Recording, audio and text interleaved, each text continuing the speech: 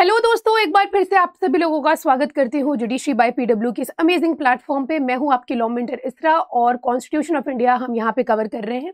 आज के सेशन में हम आगे बढ़ेंगे। लास्ट सेशन में हमने freedom of trade, commerce and intercourse देखा।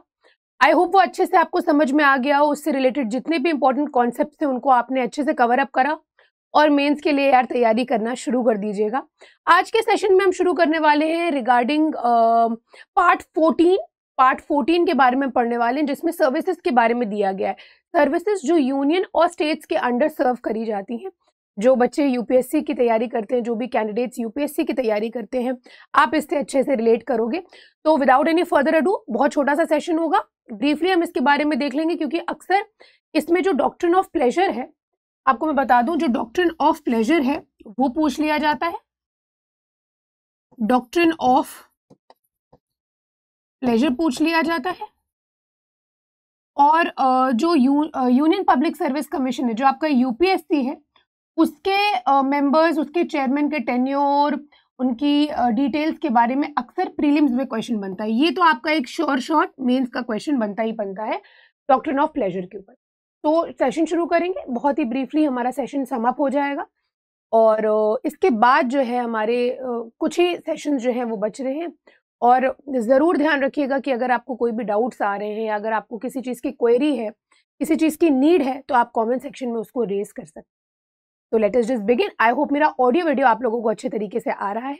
दोस्तों, जैसा कि मैंने आपको बताया, मैं आपको आज services under the union and states cover कराने वाली हूँ। हालांकि वैसे अगर आप बेयर एक्ट देखेंगे तो आपको बहुत ईजिली समझ में आ जाएगा, बट इसमें कुछ चीज़ें, टेक्निकलिटीज़ है जो आपको निकाल के पढ़ना होता है, तो वो हम आपको आज कवर करा देंगे। ये है दोस्तों part 14 of the constitution. Part 14, इसमें 2 चैप्टर्स है दोस्तों। चैप्टर 2 है, एक में तो पूरा आपका यूपीएससी के बारे में दिया गया है और एक में सर्विसेज के बारे में दिया गया है। ठीक है, चलिए, तो इस तरह से आपको देखने को मिलेगा। ये चैप्टर 1 सर्विसेज के बारे में है और जो आपका चैप्टर नंबर 2 है वो स्टेट पब्लिक सर्विस कमीशन और यूनियन पब्लिक सर्विस कमीशन के बारे में दिया गया है।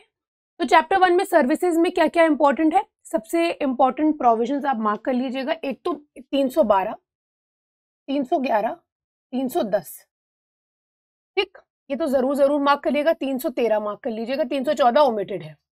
यहाँ पे प्रीलिम्स के पॉइंट ऑफ व्यू से चैप्टर 2 पूरा आपका इंपॉर्टेंट है, because you need to know the polity के अंदर ये आता है।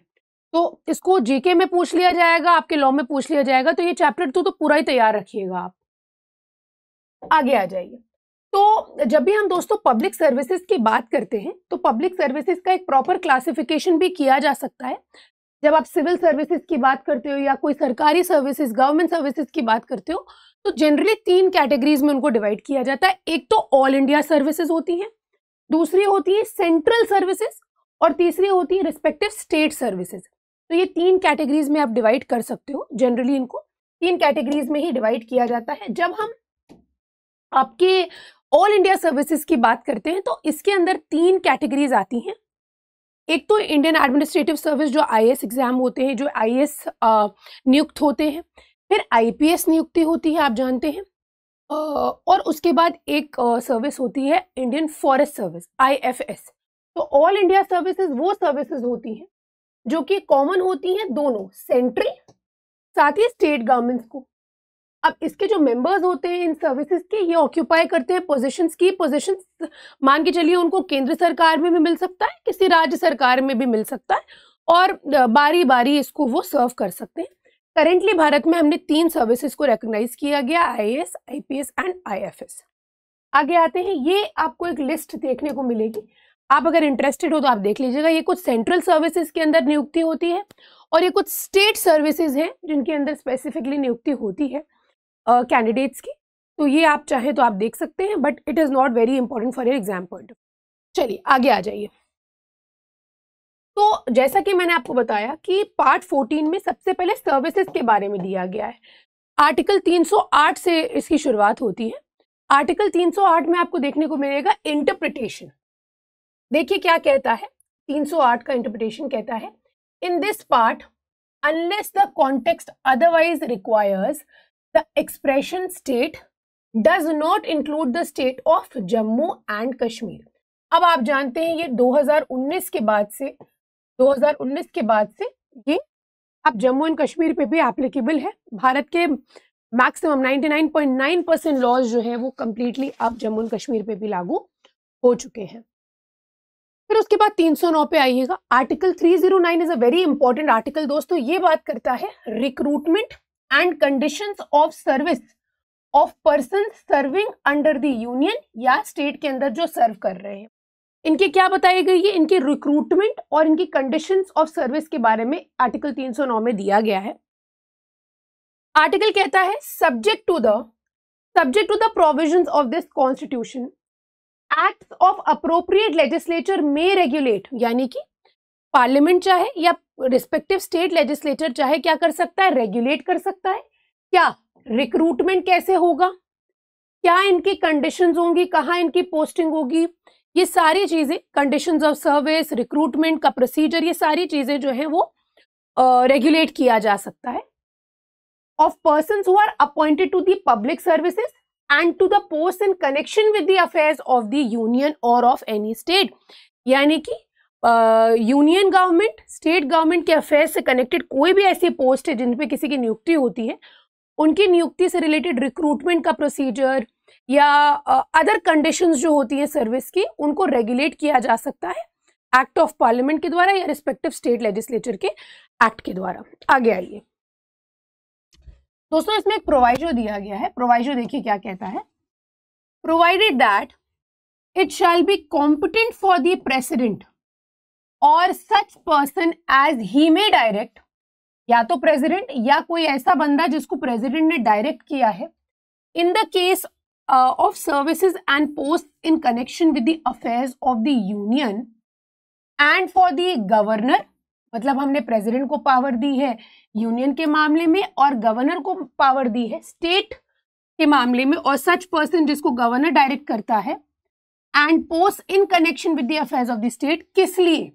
प्रोवाइजो कहता है कि यहाँ पे प्रेसिडेंट या गवर्नर जो है या कोई अदर पर्सन जिनको वो अपॉइंट कर रहे हैं, वो क्या कर सकते हैं, they can make rules regulating the recruitment conditions of service of persons appointed to such services and post until provision in that behalf is made by the appropriate legislature under this article, and any rule so made shall have the effect subject to the provision of any such act। तो basically इसमें ये कहा गया है proviso में कि president और governor as the case में रिक्वायर आप रूल्स बना सकते हैं जब तक कि पार्लियामेंट के द्वारा कोई लॉ नहीं पास किया जाता है। जैसे ही पार्लियामेंट लॉ पास कर देगा, आपके बनाए गए rules subject to the law made by the parliament हो जाएंगे। आगे आ जाइए, जस्ट अ सेकेंड। चलिए अब इसके बाद दोस्तों आर्टिकल 309 मैंने आपको बता दिया है। 309 के अंदर प्रेसिडेंट और गवर्नर को हमने पावर देके रखी है कि वो रिक्रूटमेंट को रेगुलेट कर सकते हैं। रिक्रूटमेंट के अंदर आता क्या है ये दोस्तों आपके लिए इंपॉर्टेंट है। रिक्रूटमेंट होता क्या है? Recruitment includes any method provided for inducting a person in public service like appointment, selection, deputation, promotion, appointment by transfer, ये सारी चीजें रिक्रूटमेंट के अंदर आती हैं। एक जनरल टर्म है जिसके अंदर बहुत सारी चीजें इंक्लूड होती हैं। इसके बाद आइएगा दोस्तों, the condition of service of a public servant. अब आपने दो शब्द देखे थे, रिक्रूटमेंट एंड कंडीशंस। तो कंडीशंस में क्या क्या आता है? पे, allowances, increment, leave, promotion, tenure, terminate कैसे होगा, ट्रांसफर, डेप्यूटेशन, बाकी जितनी भी राइट्स होती हैं, कोई भी डिसिप्लिनरी एक्शन लेना है उनके अगेंस्ट या वो कब ले सकते हैं, हॉलीडेज, आवर्स ऑफ वर्क, क्या रिटायरमेंट पॉलिसी होगी, pension, provident fund, gratuity and so on, ये सारी चीजें इसके अंदर आती हैं। 309 के अंदर parliament or the state legislature can impose reasonable restrictions on the fundamental right. Now this is something which is very very important. अब इसके अंदर क्या कर सकता है पार्लियामेंट चाहे या स्टेट लेजिस्लेचर चाहे, क्या कर सकता है? रीजनेबल रिस्ट्रिक्शंस इंपोज कर सकता है फंडामेंटल राइट्स पे, किसके? पब्लिक सर्वेंट्स के, in the interest of integrity, honesty, efficiency, discipline, impartiality, secrecy, neutrality, anonymity, devotion to the duty. इन सारे ग्राउंड्स पे आप चाहें तो उनकी फंडामेंटल राइट्स पे रिस्ट्रिक्शंस इम्पोज कर सकते हैं। ये रिस्ट्रिक्शंस हमें कहाँ देखने को मिलते हैं? They are mentioned in conduct rules, जैसे कि central service conduct rules, railway service conduct rules बनाए गए हैं, उनके अंदर ये मेंशन किया जाता है। चलिए दोस्तों आगे आ जाइए, बस इतना ही हमारे लिए 309 में इंपॉर्टेंट था। अब हम आएंगे आर्टिकल 310 जो हमारा मेन आर्टिकल है, जो हमारे आज के सेशन का मेन मुद्दा है। तो दोस्तों अगर मैं आपसे कहूं कि फॉर एग्जाम्पल मैं आपको एक नौकरी दे रही हूँ, ठीक है, मैं आपको नौकरी दे रही हूँ, बट उसकी कंडीशन ये होगी, बट हालांकि आजकल हमारे देश में एम्प्लॉयमेंट की कंडीशंस ऐसी हैं कि आप कोई भी कंडीशन लगा दो, यार मैम नौकरी दे दो। तो for example I am giving you a job and I am telling you that you will be, मतलब the job security will be at my pleasure, it will be as and when I require, if I want I would terminate you, मैं आपको हटा सकती हूँ। तो आप मतलब क्या आपका कहना होगा, क्या आप उसको चूज करोगे या आप ऐसे जॉब्स को रिजेक्ट कर दोगे? बहुत सारे ऐसे लोग होते हैं जो सिक्योरिटी को प्रेफर करते हैं। अब डॉक्ट्रिन ऑफ प्लेजर जो हमारे कॉन्स्टिट्यूशन में दिया गया है, उसका कितना वेटेज है, वो प्रैक्टिस में कितनी बार यूज किया गया है, और क्या सच में pleasure of the president in practice हुआ है कभी कि नहीं हुआ है, या कितना ज्यादा रेलेवेंट है, वी विल अंडरस्टैंड। तो आज हम लोग आर्टिकल 310 के माध्यम से समझेंगे डॉक्ट्रिन ऑफ प्लेजर, जो कि इंग्लिश कॉमन लॉ पे दोस्तों बेस्ड है, यानी कि नियुक्ति जो होगी वो क्राउन के प्लेजर पे होगी, और ये जो जनरल रूल है ना प्लेजर का, ये पब्लिक पॉलिसी के ऊपर उन्होंने बेस किया। ब्रिटिश क्राउन से अडॉप्ट होकर हमने ये डॉक्ट्रिन ऑफ प्लेजर लिया है इंडिया में। आइए इसको रीड करते हैं, समझते हैं आर्टिकल 310 पहले क्या कहता है। आर्टिकल 310 कहता है कि except as expressly provided by this constitution, हर एक पर्सन, एवरी पर्सन जो कि मेंबर है डिफेंस सर्विस का, सिविल सर्विस का, ऑफ द यूनियन या ऑल इंडिया सर्विस, समझ गए जो अभी मैंने आपको बताए थे ऑल इंडिया सर्विस, या कोई ऐसी पोस्ट होल्ड करता है जो कि कनेक्टेड है डिफेंस से, सिविल पोस्ट से, under the union, holds office, क्या वर्ड यूज किया गया है, holds office during the pleasure of the president, and every person who is a member of a civil service of a state or any civil post if he is holding under a state, he shall hold the office during the pleasure of the governor of that state। ये चीज article 310 clause 1 में हमने दे दी कि except as expressly provided by this constitution, कि अगर मतलब एक्सप्रेसली मान के चलिए कॉन्स्टिट्यूशन में प्रोवाइड किया गया कि इनके रिमूवल का तरीका क्या होगा, इनकी रिटायरमेंट की एज क्या होगी, वो छोड़ दीजिए। जितने भी लोग सिविल सर्विसेज में होंगे, डिफेंस सर्विसेज में होंगे, ऑल इंडिया सर्विसेज में होंगे, या कोई इंसिडेंटल पोस्ट होल्ड कर रहे होंगे, वो प्लेजर ऑफ द प्रेसिडेंट पे होल्ड करेंगे। Similarly it will be applicable to the state and the governor will be the sole authority. आइए देखते हैं इसका क्लॉज 2 क्या कहता है। क्लॉज 2 कहता है notwithstanding that a person is holding a civil post under the union और the state, civil post, defence post hold कर रहा है या ऑल इंडिया सर्विसेज के अंदर है, हमें उन लोगों से मतलब नहीं है, ठीक है, उन लोगों को एक्सक्लूड करके अगर कोई नया पर्सन जिसको हम उसके क्वालिफिकेशंस के अकॉर्डिंग वो रोल असाइन कर रहे हैं, फॉर एग्जांपल मैंने आपसे कहा कि आपको 2010 में हम ये रोल दे रहे हैं, 2012 तक की आप रहेंगे, आपने pleasure of the president use करके 2011 में उनको हटा दिया, तो आपको क्या मतलब इस तरह से आप कर सकते हो? नहीं कर सकते हो। आपको वहां पे कॉम्पनसेशन देना पड़ेगा, प्रेसिडेंट या गवर्नर को वहां पे कॉम्पनसेट करना पड़ेगा।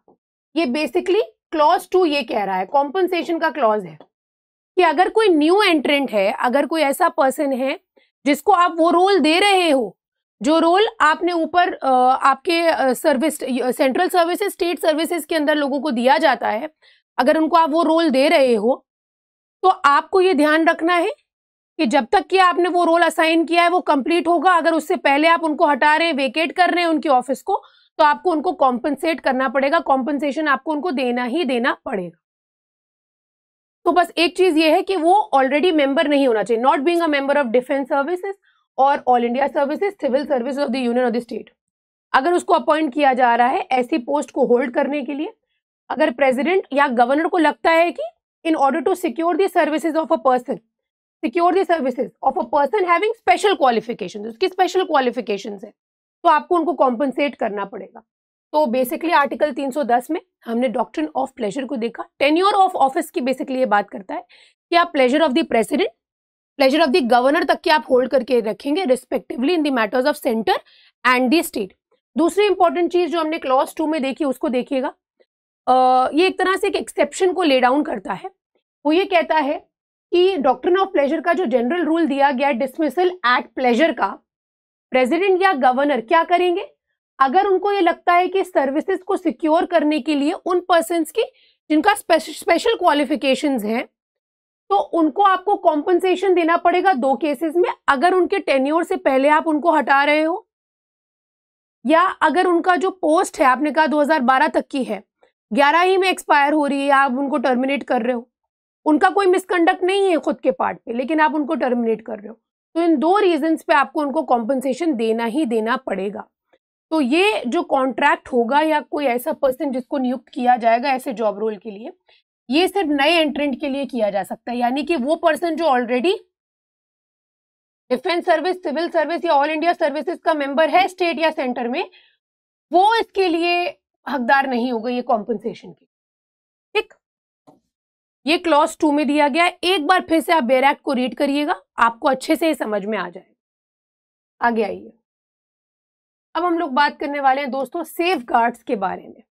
सेफ गार्ड्स के बारे में बहुत इंपॉर्टेंट है दोस्तों, इसको एक बार देख लेते हैं। आइए, आर्टिकल 311 ये बात करता है डिसमिसल, रिमूवल या रिडक्शन इन रैंक की इन सर्विसेज के अंदर जिनको नियुक्त किया जा रहा है, इनका डिसमिसल कैसे हो सकता है, कब हो सकता है, इनका रिमूवल कैसे हो सकता है, कब हो सकता है, क्या इनकी रैंक को रिड्यूस किया जा सकता है और कौन कर सकता है, ये हम इसमें देखते हैं। क्लॉज 1 इसका ये कहता है no person who is a member of a civil service of a union, civil service of a union या ऑल इंडिया सर्विस या civil service of a state, या कोई सिविल पोस्ट होल्ड कर रहा है यूनियन के अंदर या स्टेट के अंदर। क्लियर कट इस चीज को याद रखिएगा दोस्तों, आपको अच्छा लगेगा कि आपको अपॉइंट किया गया है एक हायर अथॉरिटी के द्वारा और आपको रिमूव किया जा रहा है किसी सबऑर्डिनेट अथॉरिटी के द्वारा? ये बताइए बस। अगर मैं आपसे पूछूं कि आपको अपॉइंट किया जा रहा है एक हायर अथॉरिटी के द्वारा और आपका रिमूवल हो रहा है किसी सबऑर्डिनेट अथॉरिटी के द्वारा, नहीं सही लगेगा आपको? उसी तरह से आर्टिकल 311 ये कहता है कि अगर अपॉइंटिंग अथॉरिटी ये है, ये डेजिग्नेशन उसका, तो रिमूविंग अथॉरिटी जो होगी उसका भी डेजिग्नेशन ये होना चाहिए है, नीचे नहीं होना चाहिए। शैल बी डिसमिस्ड और removed by an authority subordinate to that by which he was appointed. क्या कहता है? नो पर्सन, किसी भी पर्सन को रिमूव, रिडक्शन या उसका डिसमिसल नहीं होगा किसी ऐसी अथॉरिटी के द्वारा जो कि सबऑर्डिनेट है उस अथॉरिटी के जिसको इसने अपॉइंट किया था। ठीक, आगे आइए। क्लॉज 2 क्या कहता है दोस्तों? क्लॉज 2 कहता है नो सच पर्सन, कहता है no such person as aforesaid shall be dismissed. तो रिमूवल और डिसमिसल के बारे में बात करी गई। क्लॉज 2 कह रहा है डिसमिसल नहीं होगा या रिमूवल नहीं होगा या रैंक में रिडक्शन नहीं होगा एक्सेप्ट जबकि एक इंक्वायरी नहीं बिठाते हो। आपको एक इंक्वायरी बिठानी पड़ेगी जहां पे आपको उस बंदे को बताना पड़ेगा कि क्या क्या चार्जेस आपके अगेंस्ट लगाए गए हैं, और ऑडी एल्ट्रम पार्टम भैया हमें बात भी सुननी पड़ेगी, हम उसको नेचुरल जस्टिस के प्रिंसिपल्स को फॉलो करते हुए उसको एक रीजनेबल अपॉर्चुनिटी भी देंगे कि आपकी सुनवाई की जाए उन चार्जेस के अगेंस्ट। सिंपल सी बात है, होना चाहिए, प्रेजेंट है। इसका प्रोवाइजो कहता है where it is proposed after such inquiry. मान के चलिए इंक्वायरी कंप्लीट हो गई और इंक्वायरी में कहा गया कि इनके ऊपर पेनल्टी लगाई जाए। सच पेनल्टी में B imposed on the basis of the evidence. साक्ष्यों की मदद पे, साक्ष्यों के हिसाब से आप वहां पे पेनल्टी इम्पोज करेंगे। इंक्वायरी में जो साक्ष्य दिए गए थे उसके खिलाफ, उसके अकॉर्डिंग पेनल्टी इम्पोज करी जाएगी। And it shall not be necessary to give such person any opportunity of making representation on the penalty proposed. अब पेनल्टी जो प्रपोज करी गई है इंक्वायरी करने के बाद, उसके ऊपर रिप्रेजेंटेशन अपना पक्ष रखने का हक नहीं है। इंक्वायरी कंप्लीट होने के बाद बात करी जा रही है। अब प्रोवाइडेड फर्दर, ये जो क्लॉज है अप्लाई नहीं करेगा। Where a person is dismissed, removed और रिड्यूस्ड, ये चीजें अप्लाई नहीं करेंगे उस पर्सन पे जिसका डिसमिसल हुआ है, रिमूवल हुआ है, रिडक्शन हुआ है on the ground of conduct which has led to his conviction on a criminal charge. किसी क्रिमिनल चार्ज का मामला है तो उनको ये बेनिफिट नहीं मिलेगा रिप्रेजेंटेशन का। फिर सी कहता है, बी कहता है where the authority empower to dismiss और remove a person or to reduce him in rank is satisfied that for some reason to be recorded by that authority in writing, reasonable नहीं है, हमें practicable नहीं लग रहा है ऐसी inquiry hold करना।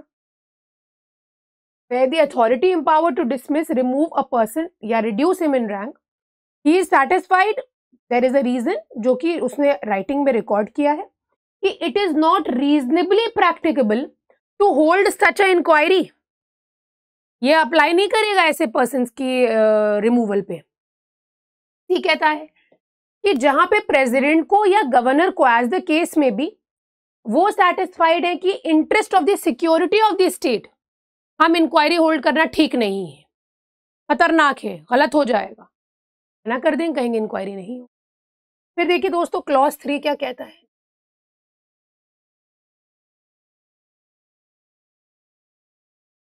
देखिए क्लॉज 3 कहता है if in respect of any such person as aforesaid a question arises whether it is reasonably practicable to hold such inquiry as referred to in clause 2, the decision thereon of the authority empowered to dismiss or remove such a person or reduce him in rank shall be final।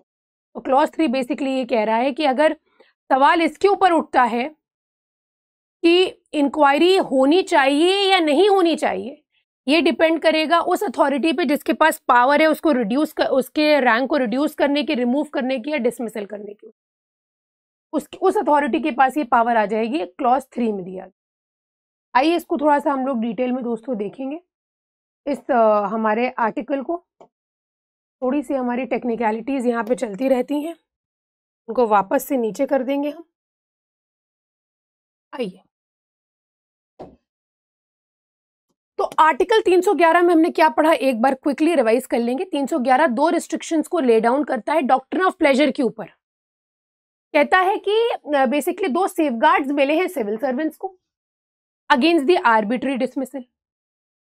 कहता है किसी भी civil servant को dismissal नहीं, उसका dismissal या removal नहीं किया जाएगा किसी सबऑर्डिनेट अथॉरिटी के द्वारा as compare to the appointing authority. दूसरी बात कि किसी भी सिविल सर्वेंट को डिसमिसल, उसका रिमूवल या रिडक्शन नहीं होगा जब तक कि इंक्वायरी नहीं, except after an inquiry in which उसको इन्फॉर्म किया जाएगा और उसको रीजनेबल अपॉर्चुनिटी हम देंगे। ये नेचुरल जस्टिस का प्रिंसिपल। उसके बाद देखिए दोस्तों, अब ये जो सेफगार्ड है इंक्वायरी का, ये कब कब नहीं मिलेगा, ये तब तब नहीं मिलेगा जब उस पर्सन के खिलाफ कोई क्रिमिनल चार्ज इनिशिएट किया गया है, प्रैक्टिकेबली नहीं है कि ऐसी इंक्वायरी होल्ड की जाए, और सिक्योरिटी ऑफ द स्टेट में सही नहीं है कि इंक्वायरी हो, तो ये इंक्वायरी नहीं कंडक्ट कराई जाए। ठीक। उसके बाद देखिए दोस्तों, ओरिजिनली पहले क्या हुआ करता था दोस्तों, सिविल सर्वेंट्स को दो स्टेजेस पे ये अपॉर्चुनिटी मिलती थी।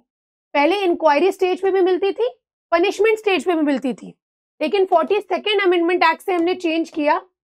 जो बात लिखी गई है ना कि पेनल्टी के बाद आपको वो अपॉर्चुनिटी नहीं मिलेगी, by the 42nd Amendment Act abolished the provision for second opportunity, that is a right of a civil servant to make representation against the punishment proposed as a result of the findings of the inquiry, which we saw here. Okay. No such person shall be dismissed, reduced except by an inquiry proviso, जहां पे inquiry जो है, inquiry के बाद ये बताया गया है कि पेनल्टी इंपोज करी जाएगी, वहां पे आपको रीजनेबल अपॉर्चुनिटी नहीं मिलेगी अपना पक्ष रखने की। सब टेक्निकलिटीज है, देखिए आपके ऊपर है, आप इसको किस तरह से समझते हैं।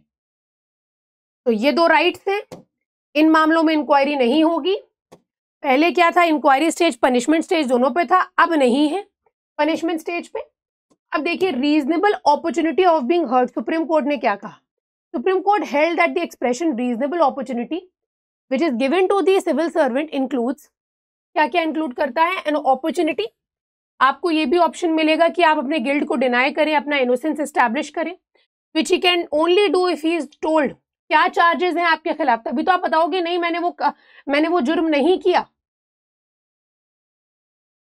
और जो भी एलिगेशंस लगाए जा रहे हैं। दूसरी बात, an opportunity to defend himself by cross examination, by cross examining the witnesses produced against him, वो क्रॉस भी कर सकता है उनका, एंड बाय एग्जामिनिंग हिमसेल्फ और any other witnesses in support of his defence, अपने डिफेंस में वो खुद भी एग्जामिन कर सकता है या अदर विटनेसेस को भी एग्जामिन करवा सकता है अपने डिफेंस के सपोर्ट में।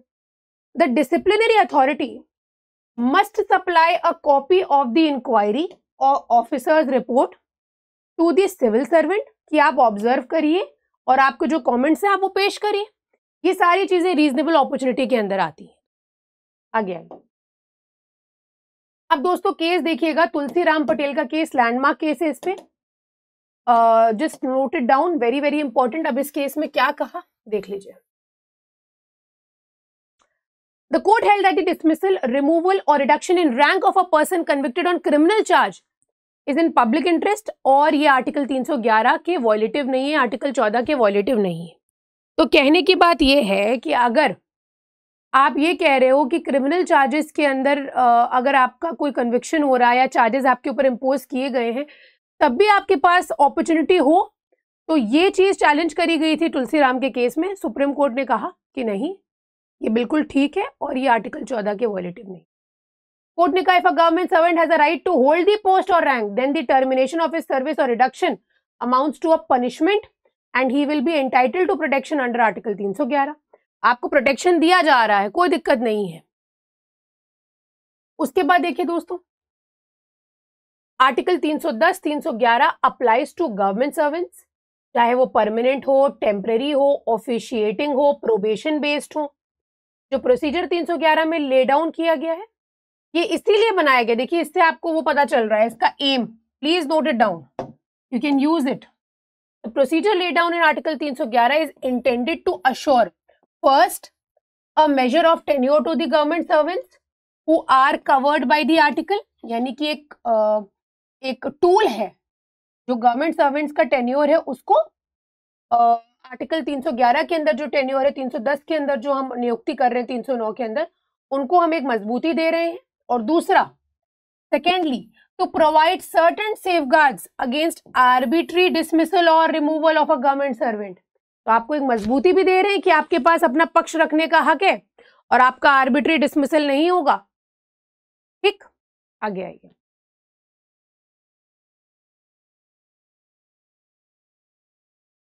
फिर देखिए दोस्तों, बलबीर सिंह का केस देखिए दोस्तों। बलबीर सिंह का केस, सुप्रीम कोर्ट ने इस केस में क्या कहा? Supreme court of India held that the court has the final से, कोर्ट के ऊपर ये जिम्मेदारी है, पूरा कोर्ट के पास ये अथॉरिटी है, the final say on whether the head of the union और head of the state has actually made the right call to decline an inquiry.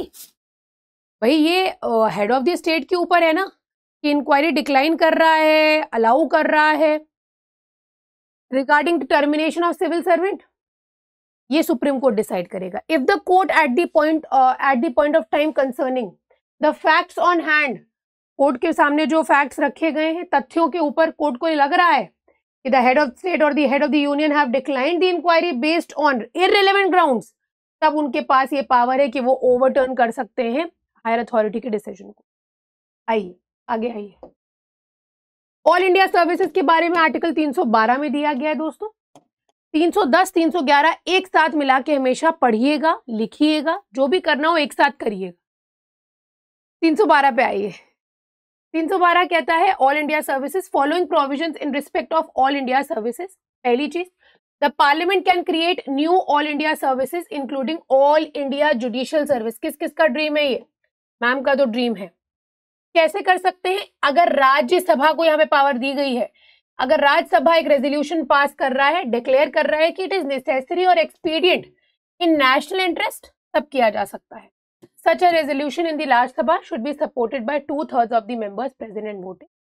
ये जो पावर है रिकमेंडेशन की, power of recommendation is given to Rajya Sabha ताकि interest of states को भी protect किया जाए इंडियन फेडरल सिस्टम की।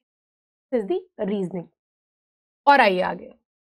दूसरी चीज, पार्लियामेंट चाहे तो रेगुलेट कर सकता है रिक्रूटमेंट और कंडीशंस ऑफ सर्विस जिनको ऑल इंडिया सर्विसेज में अपॉइंट किया जा रहा है। अकॉर्डिंगली पार्लियामेंट ने ऑल इंडिया सर्विसेज एक्ट भी पास किया है। The services known at the commencement of the constitution that is 26 January 1950 as the Indian administrative services and the Indian police services are deemed to be services created by the parliament.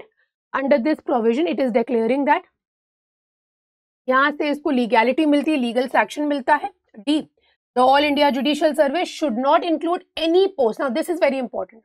जो all India judicial service का exam अगर होगा भी, जो president Draupadi Murmu ने भी इसको push किया है इस बात को, any post inferior of a district जज नहीं होगा इसमें। A law providing for the creation of this service is not to be deemed as an amendment of the constitution.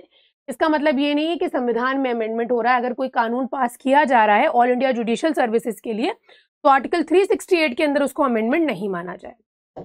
चलिए दोस्तों, कुछ अदर प्रोविजंस हैं वो देख लीजिए। 312A, 313 और 314। दोस्तों 312A को 28वें कॉन्स्टिट्यूशनल अमेंडमेंट एक्ट से ऐड किया था 1972 में।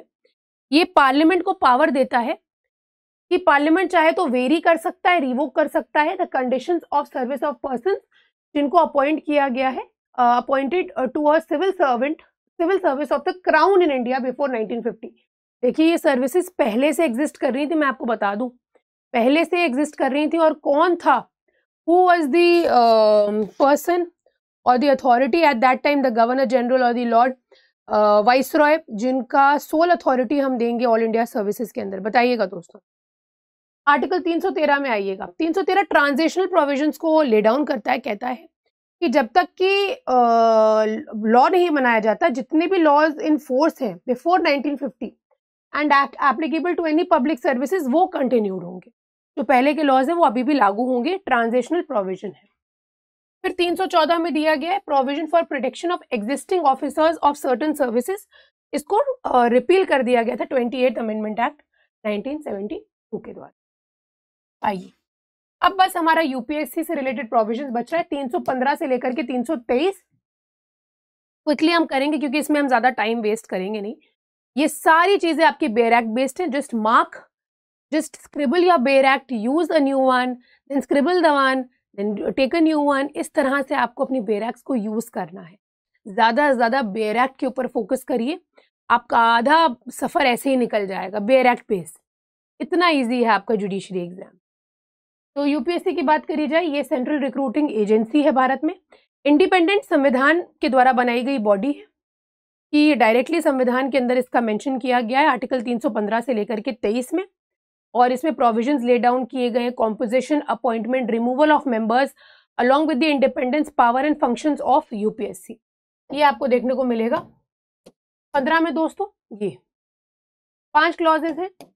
सबसे पहले subject to the provision of this article public service commission होगा for the union and state. 2 या 2 से अधिक, 2 और मोर स्टेट्स में अग्री कि एक पब्लिक सर्विस कमीशन उनके लिए काम करेगा, किया जा सकता है। Where there are 2 houses by each house of the legislature, इसको पास किया जाएगा for the appointment of a joint state public service commission. Now this is very very important. 315 clause 2 में इसके बारे में दिया गया है, joint state public service commission, JPSC. ठीक, Any such law as aforesaid may contain such incidental consequential provisions जो कि नेसेसरी है लॉ के पर्पस के लिए, यानी कि सिमिलर नेचर के प्रोविजंस को आपको ले डाउन कर सकते हैं। क्लॉज 4 कहता है जो पब्लिक सर्विस कमीशन है यूनियन का, अगर रिक्वेस्ट किया जा रहा है by the governor of a state, may with the approval of the president agree to serve all और any of the needs of the state. तो क्या जो भी पब्लिक सर्विस कमीशन यूपीएससी जो है, यूपीएससी अगर प्रेसिडेंट का अप्रूवल मिल जाता है और गवर्नर की रिक्वेस्ट पे, अगर आप कहिए कि एमपी का गवर्नर जो है वो कहे कि हमारे स्टेट में भी आप यूपीएससी के प्रोविजंस को अप्लाई करिए, तो वो किया जा सकता है प्रेसिडेंट के अप्रूवल पे। क्लॉज 5 कहता है जो भी रेफरेंसेस किए जा रहे हैं संविधान में टू द यूपीएससी या SPSC shall unless the context otherwise require be constitute to as references to the commission serving the needs of the union और the states respect to particular matter in question. यानी कि जो public service commission से related matters है ना, ये माना जाएगा कि उनको रेफर किया जा रहा है यूपीएससी एसपीएससी का जब भी नाम लिया जाएगा। बेसिकली आगे आइए दोस्तों, दोस्तों अब हम बात करने वाले हैं 316 अपॉइंटमेंट और टर्म की। चेयरमैन और अदर मेंबर्स जो पब्लिक सर्विस कमीशन के हैं। अच्छा, करेंटली क्या है, करंट कौन है यूपीएससी के चेयरमैन, बताइएगा कमेंट सेक्शन में जरूर बताइएगा, ठीक है। Chairman and other members of the public service commission shall be appointed in the case of union commission और joint commission by the president appoint करेंगे। स्टेट कमीशन के मामले में गवर्नर अपॉइंट करता है, रिमेंबर दिस प्लीज। प्रोवाइजो कहता है as nearly as may be one half of the members of the public service commission, half of the public service commission members shall be persons who at the date of their respective appointments have held office at least for 10 years either under the government of India, 10 साल के लिए government of India में या government of state में काम कर रहे हो।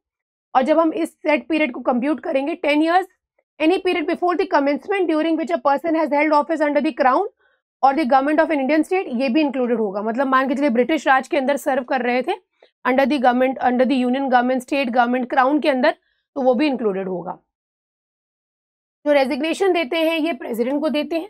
दे can also be removed before the expiry of the term by the president in the manner as provided in the constitution.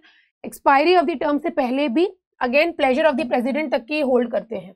Removal देखिएगा दोस्तों, इनका रिमूवल बहुत बहुत इंपॉर्टेंट है। देखिए, removal of the members of the chairman और the members of the UPSC. The president can remove the chairman और other members of the UPSC from the office under following circumstances. पहली चीज, अगर वो दिवालिया हो गया, अगर वो इंसॉल्वेंट हो गया, बैंकरप्ट हो गया है, अगर वो कैसी ऐसी एक्टिविटीज में एंगेज्ड है, if he engages during his term of office in any paid employment outside the duties of his office, कहीं और से पैसा कमा रहे हैं, प्रॉफिट ले रहे हैं, आप फाइनेंसेस ले रहे हैं, तो if he is in opinion of the president, अगर प्रेसिडेंट के ओपिनियन में he is unfit to continue, मतलब आपको ऐसा कोई डिजीज हो गया, इन्फॉर्मिटी है, माइंड मेंटली आप स्टेबल नहीं हो, बॉडीली इन्फॉर्मिटी है, तो अगर प्रेसिडेंट को लगता है तो आपको क्या करेंगे, आपका रिमूवल हो जाएगा। दूसरी चीज, रिमूवल जो होता है, जब हम बात करें मिसबिहेवियर के ग्राउंड पे, तो ऐसे में क्या होता है दोस्तों, ऐसे में एक पूरा प्रोसीजर होता है जिसको हम लोग फॉलो करते हैं। इंक्वायरी जो होती है वो सुप्रीम कोर्ट से यहाँ पे प्रेसिडेंट जो है रिक्वेस्ट करते हैं, प्रेसिडेंट एक इंक्वायरी कमिट कर जो है इंक्वायरी पूरी प्रोसीजर ले डाउन करा गया है कॉन्स्टिट्यूशन में, इंक्वायरी कंप्लीट होती है और जो भी इंक्वायरी से रिलेटेड जो भी रिजल्ट है ऑफ द इंक्वायरी जो प्रेसिडेंट को दिया जाता है, वो एडवाइस जो है प्रेसिडेंट के ऊपर बाइंडिंग होती है। तो बेसिकली एक बार ये देख लेते हैं कि मिसबिहेवियर के ग्राउंड को माना गया है कॉन्स्टिट्यूशन के अंदर आर्टिकल 317 आप देखेंगे जब क्लॉज 4, तो क्लॉज 4 में कहा गया है कि मिसबिहेवियर क्या क्या माना जाएगा, इंस्टेंसेस ऑफ मिसबिहेवियर दिए गए हैं।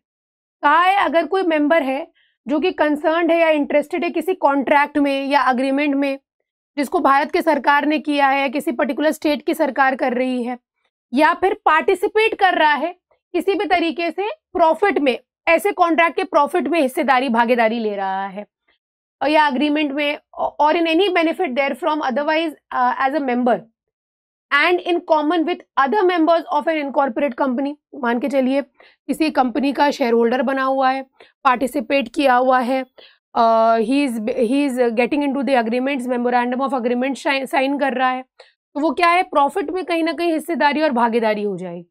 तो ये दोनों चीजें भी मिसबिहेवियर में इंक्लूडेड होंगी, ध्यान रखिएगा। आगे आ जाइए। अच्छा, इसके साथ ही साथ दोस्तों फंक्शंस की एक बार बात कर ली जाए।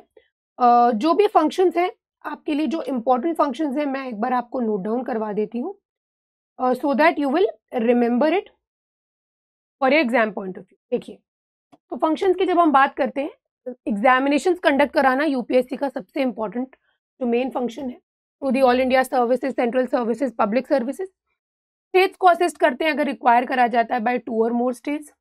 Serves all or any of the needs of a state on the request of the state governor, president के अप्रूवल पे। It is consulted on the following matters, all matters relating to the methods of recruitment, इनका consultation चाहिए होता है। Principles to be followed in making appointments to civil services and posts, तब भी इनका आपको क्या चाहिए होता है, आपका recommendation चाहिए होता है।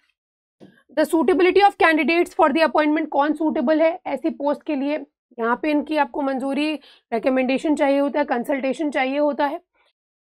Any claim for reimbursement of legal expenses incurred by a civil servant in defending legal proceedings, instituted against him in respect of acts done in the execution of his official duties. तो यहाँ पे भी any claim for award of a pension in respect of injuries sustained by a person while serving under the government of India and any question as to the amount of such award. इस मामले में भी UPSC जो है functions perform करता है. Temporary appointments के matters में, grant of extension of service के मैटर्स में, या कोई अदर मैटर जो रिलेटेड है टू द पर्सनल मैनेजमेंट, तो वहां पे भी यूपीएससी का रोल इंपॉर्टेंट हो जाता है. अच्छा, इसके साथ ही साथ दोस्तों 3 आर्टिकल्स और देख लीजिएगा, 21, 22, 23. तो 21 में दिया गया है power to extend functions of the public service commission. तो पार्लियामेंट चाहे लॉ बना के या स्टेट लेजिस्लेचर चाहे लॉ बना के क्या कर सकता है, यूपीएससी को, एसपीएससी को एक्स्ट्रा फंक्शंस दे सकता है, एडिशनल फंक्शंस दिए जा सकते हैं as respect to the services of the union और द स्टेट. साथ ही किसी local authority, other body incorporate के लिए भी फंक्शंस दिए जा सकते हैं. एक्सपेंसेस की बात करी जाए, the expenses of the UPSC और the SPSC including any salaries, allowances, pensions payable to और in respect of the members और the staff shall be charge on the consolidated fund of the union और the state. Reports, ये duty होती है union commission की कि annually president को present करेंगे एक report as to the work done by the commission, and on the receipt of such report the president copy जो है विद अ मेमोरेंडम एक्सप्लेनिंग, सारी चीजें जो है वो ले डाउन करेंगे before each house of the parliament. साथ ही ये ड्यूटी होगी स्टेट कमीशन की कि एनुअली गवर्नर के सामने प्रेजेंट करेंगे रिपोर्ट. तो ये कुछ दोस्तों इंपॉर्टेंट प्रोविजंस थे जो मैंने आपको बता दिए हैं. अच्छा, इसके साथ ही साथ आप मेंस के क्वेश्चंस भी देख लीजिए. What do you understand by the doctrine of pleasure, discuss the relevance of this doctrine in context of civil services in India. साथ ही constitutional validity and implications of the doctrine of pleasure in relation to the appointment and removal of higher ranking officers under the Indian constitution. दोनों question है. और आपके prelims के point of view से question है, what is the primary function of the finance commission. The primary function of the finance commission is to, ये question आपके इस पर्टिकुलर सेशन से रिलेटेड नहीं है बट आप इसका जवाब जरूर दीजिएगा. ये यूपी एपीओ 2011 में पूछा गया सवाल है. A, make recommendations regarding distribution of taxes between centre state, prepare annual budget, advise the PM on financial matters, D none of the above. तो फ्रेंड्स, इसी नोट पे आज का सेशन यहीं पे समाप्त करते हैं. मिलेंगे नेक्स्ट लेक्चर में इलेक्शंस के साथ. तब तक के लिए अपना ध्यान रखिए, पढ़ाई करते रहिए. Take care and goodbye from my side.